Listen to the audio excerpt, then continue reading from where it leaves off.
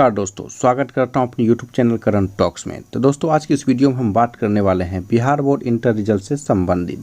तो जैसा कि आपको पता है कि 16 मार्च दोपहर 3 बजे के लगभग इंटर का रिजल्ट घोषित कर दिया गया, जिसमें लगभग में तीनों स्ट्रीम मिलाकर यानी कि आपका साइंस हो गया, आर्ट्स हो गया और उसके बाद कॉमर्स, यानी कि इन तीनों स्ट्रीम को मिला के लगभग में 80% बच्चे पास हुए हैं। दोस्तों जो भी बच्चे पास हुए हैं उनको बहुत बहुत बधाई, तथा जो भी बच्चे फेल हुए हैं उनको घबराने की कोई ज़रूरत नहीं है, क्योंकि इस वीडियो में हम इसी मुद्दे पे हम रूबरू होने वाले हैं। तो दोस्तों जैसा कि आप स्क्रीन पर देख रहे होंगे, किसी भी विषय में कम नंबर या फेल होने पर घबराए नहीं। तो पहला टॉपिक जो ये है मेरा, तो इस पे हम बात करने वाले हैं। और दूसरा जो है, आपके पास अभी मौका है। तो क्या मौका है, तो इस वीडियो में हम आगे जाके हम बात करने वाले हैं और नहीं बर्बाद होगा साल आपका। तो इन चीज़ों पे हम इस वीडियो में हम बात करने वाले हैं। तो दोस्तों इस वीडियो को आप शुरू से अंत तक जरूर देखिए और इस चैनल को सब्सक्राइब जरूर कर लीजिए और इस वीडियो को भी लाइक जरूर कर लीजिए, क्योंकि आपका एक लाइक मुझे बहुत ही ज़्यादा मोटिवेट करेगा। तो अब रिजल्ट आने के बाद आपके पास दो ऑप्शंस हैं। तो पहला हो गया आपका स्क्रूटनी और दूसरा हो गया आपका कंपार्टमेंट। तो ये जो दोनों ऑप्शंस हैं, इन दोनों ऑप्शंस के अलग अलग मायने हैं। तो इन दोनों ऑप्शंस पे हम बारी बारी से हम बात करने वाले हैं। दोस्तों सबसे पहला है आपका स्क्रूटनी। तो स्क्रूटनी जो है, इसका आवेदन बिहार बोर्ड की तरफ से लगभग में अप्रैल माह से लेना शुरू हो जाएगा। तो स्क्रूटनी के लिए जब आप अप्लाई करेंगे तो इसमें होता क्या है कि आपका कॉपी का जो रीचेक किया जाता है और देखा जाता है कि कॉपी चेक करने में कोई मिस्टेक तो नहीं हुआ है। तो इन चीज़ों को चेक किया जाता है दोबारा से।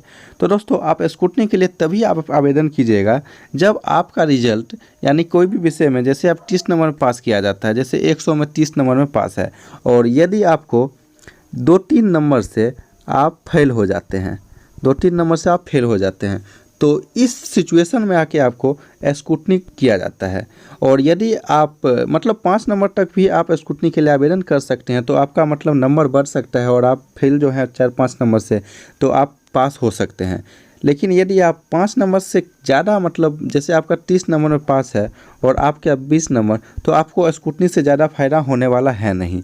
तो आप स्क्रूटनी के बारे में अच्छा तरह से समझ लीजिए। और जब आप स्क्रूटनी के लिए जब आप आवेदन करेंगे तो इसमें लगभग में पर सब्जेक्ट आपको 100 रुपया लिया जाएगा। जब आप आवेदन करेंगे तो आपको पर सब्जेक्ट 100 रुपया आपको लिया जाएगा। यानी कि यदि आप 2 विषय के लिए स्क्रूटनी करवाएंगे तो आपको पर सब्जेक्ट के हिसाब से आपको 100 रुपया, यानी कि आपको टोटल 200 रुपया आपको स्क्रूटनी के लिए लग जाएगा।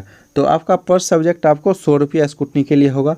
और स्क्रूटनी के लिए आप तभी आवेदन करेंगे जब आपको 5 नंबर के अंदर में ही, आपको अंतराल में ही, आपको जब कम नंबर रहेगा पास होने के लिए, तभी आप स्क्रूटनी के लिए आवेदन कीजिएगा, वरना आपको कोई फ़ायदा होने वाला नहीं है। जानते हैं दूसरा ऑप्शन जो है कंपार्टमेंट का, तो इसके बारे में हम बारीकियों से हम जानते हैं। तो दोस्तों कंपार्टमेंट होता क्या है कि यदि 100 नंबर का आपका पेपर है और आपको पास होने के लिए कम से कम आपको 30 नंबर चाहिए, तो उस सिचुएशन में आपको इस 30 नंबर का जो पासिंग है उसमें यदि आपको 10 नंबर आ गया तो आपको कंपार्टमेंटल एग्ज़ाम में बैठना पड़ेगा।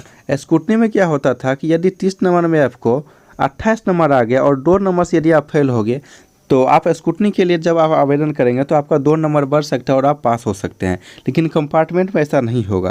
कंपार्टमेंट होता कि आपको मैं अच्छी तरह से आपको समझा देता हूं। तो यदि आपका 30 नंबर में यदि आपको 10 नंबर हो गया तो आप कंपार्टमेंट के लिए अप्लाई करेंगे। कंपार्टमेंट होता क्या है कि कंपार्टमेंट में आप जिस भी विषय में फेल हुए हैं तो उस सब्जेक्ट के लिए आप फिर से एग्ज़ाम में बैठ सकेंगे। जब आप कंपार्टमेंट के लिए जब अप्लाई करेंगे तो आप जो भी सब्जेक्ट, जैसे आप 2 सब्जेक्ट में मान चलिए अगर आप फेल हो गए हैं, सबसे आपका कम नंबर आप 2 विषय के लिए आप फेल हुए हैं, तो आप 2 विषय के लिए आप कंपार्टमेंट एग्ज़ाम में आप बैठेंगे और उसका फिर से रिजल्ट तैयार किया जाएगा। और जो रिजल्ट तैयार होगा तो उस मुताबिक आपका फिर से रिजल्ट बनेगा। तो कंपार्टमेंट आपका यही होता है। तो दोस्तों आपको ये स्क्रूटनी और कंपार्टमेंट उम्मीद करता हूँ कि आप अच्छी तरह से समझ पाए होंगे। तो दोस्तों लास्ट में बस इतना ही बोलूँगा कि आपको घबराने की कोई ज़रूरत नहीं है। यदि आपको कम नंबर आ गया या आप फेल हो गए तो आपका साल बर्बाद नहीं होने वाला है। तो यदि आप 2-3 नंबर के लिए फेल हुए हैं तो आप स्क्रूटनी के लिए आप आवेदन कीजिए, आप स्क्रूटनी के लिए आवेदन कीजिए। और यदि आप आपका नंबर 30 नंबर में यदि आपका 10 नंबर है और 20 नंबर के कारण आप फेल हो गए तो आप कंपार्टमेंट एग्ज़ाम में बैठिए और जिस भी विषय में फेल हुए हैं बस उसी पेपर का आपका एग्ज़ाम देना होगा और एग्ज़ाम दे के अपना रिजल्ट फिर से आप अपना सुधार कर सकते हैं। तो दोस्तों बस यही कहना था इस वीडियो में। तो दोस्तों उम्मीद करता हूँ कि आपको ये वीडियो से बहुत ज़्यादा हेल्प मिला होगा। तो इस चैनल को आप सब्सक्राइब जरूर कर लीजिए और वीडियो को भी लाइक ज़रूर कर दीजिए। तो दोस्तों मिलते हैं अगले वीडियो में कुछ अलग जानकारियों के साथ। तो दोस्तों तब तक के लिए आपको जय हिंद।